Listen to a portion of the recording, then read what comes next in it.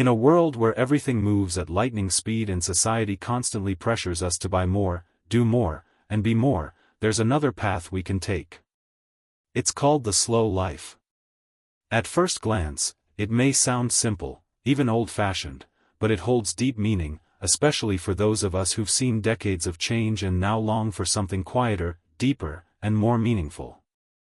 As we age, many of us begin to reevaluate what we consume and why.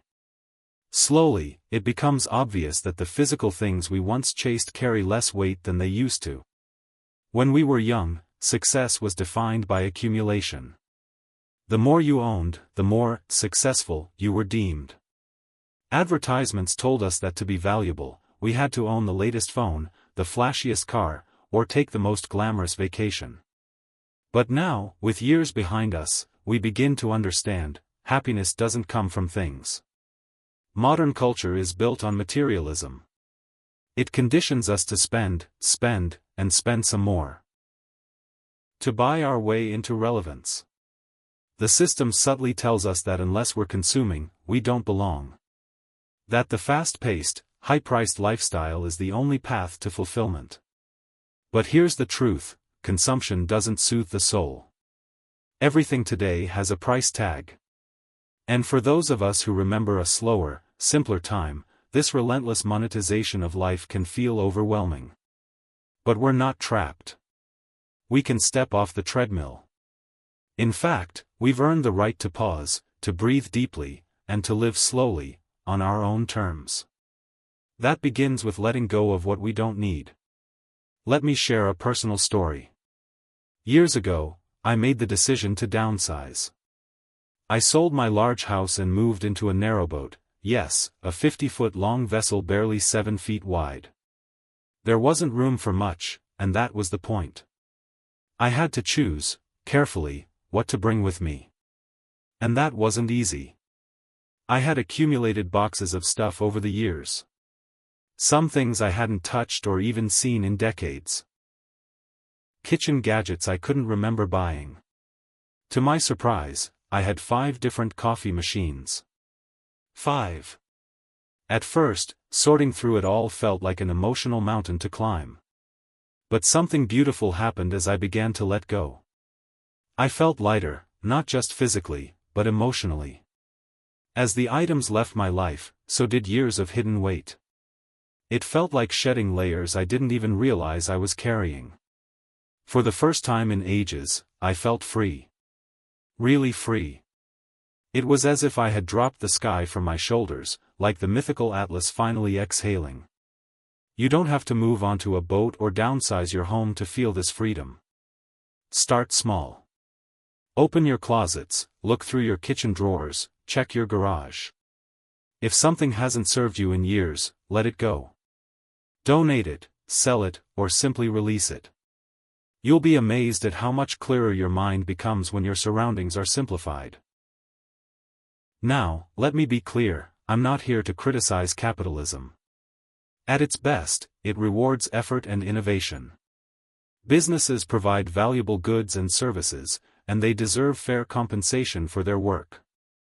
I'll happily pay a little more for a loaf of fresh-baked bread, knowing someone put care and effort into it.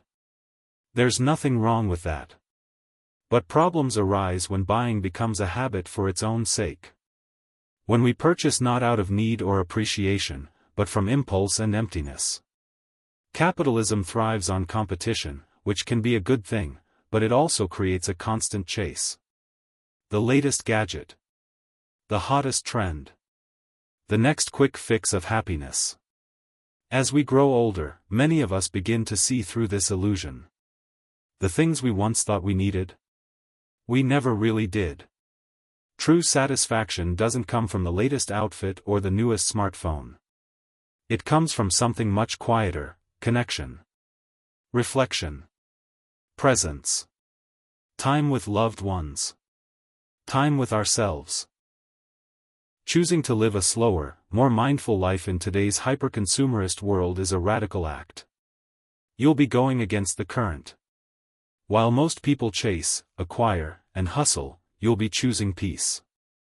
And yes, that might make you feel like an outsider at first.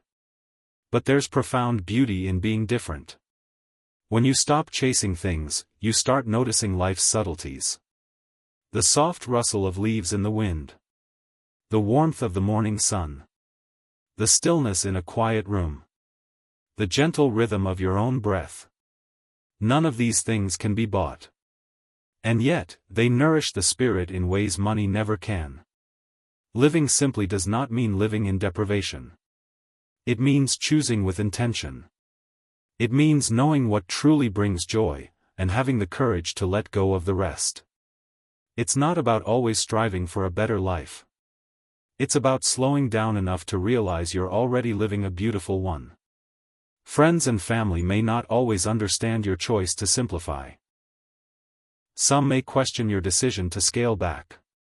But once you feel the peace that comes from living with less, their doubts won't matter.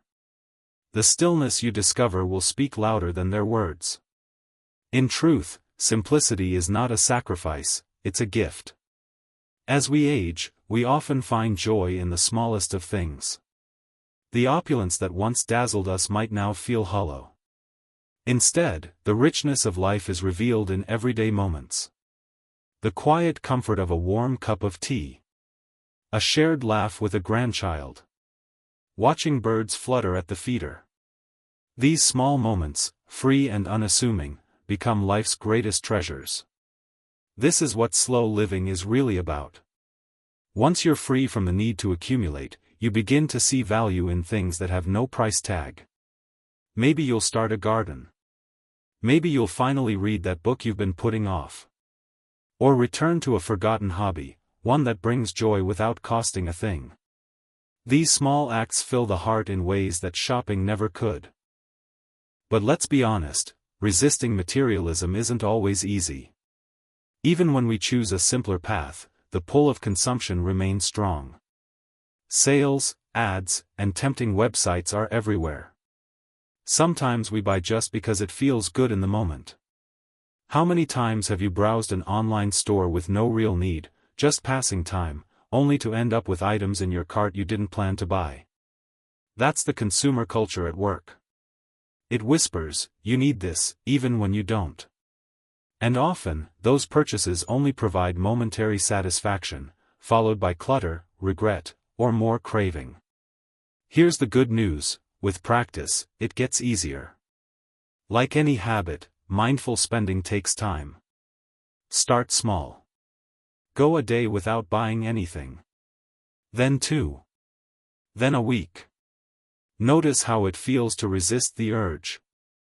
Over time, you'll find that the desire to consume fades, and what's left behind is something far richer: contentment with what you already have.